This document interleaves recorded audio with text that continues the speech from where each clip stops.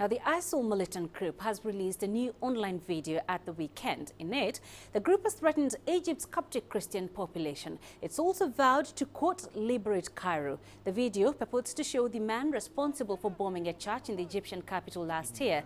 Abu Abdallah al-Masri appears in the video and urges continued attacks. He's also promised that militants jailed in Egypt will soon be released. President Abdel Fattah al-Sisi had already identified the bomber as a 22-year-old student called Mahmoud Shafik. It is believed Abu Abdallah al-Masri was his assumed name. Let's get you more on that story now. I'm joined live from Cairo by CGTN's Abdel Fattah.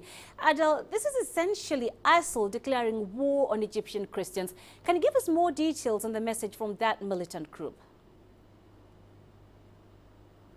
Well, basically what it says is that what Egypt has saw, and the world, of course, in December's bomb attack against the Coptic cathedral, and that's considered the biggest, the main headquarters for the Coptic Pope in Cairo.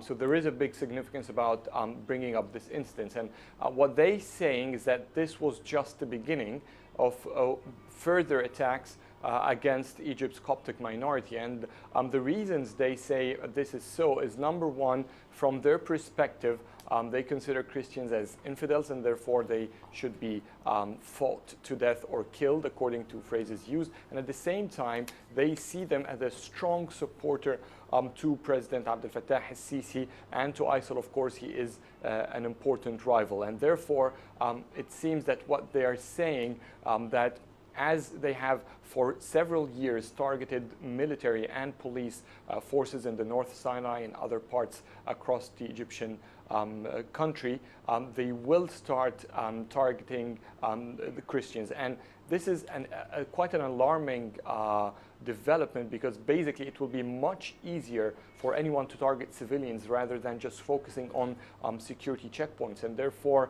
the indications, if valid and if they do proceed somehow, it means that, or at least they are warning of having more casualties from the civilian side, specifically from the Christian minority in the coming months. And in that video, Adel, ISIL has made some very daring threats, saying they will free the jailed jihadists in Egypt once they liberate Cairo.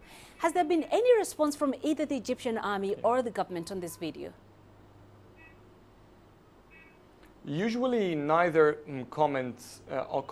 give any comment or statement on such videos, not the Interior Ministry, the Armed Forces, or even the Presidency. They believe that engaging in a response to such statements is making the statements sort of equal. And to the Egyptian government, there is an issue of sovereignty, there is an issue of integrity in these national organizations, and the common belief among officials here is that they should not engage into such a media response to these statements. So they usually tend to ignore it.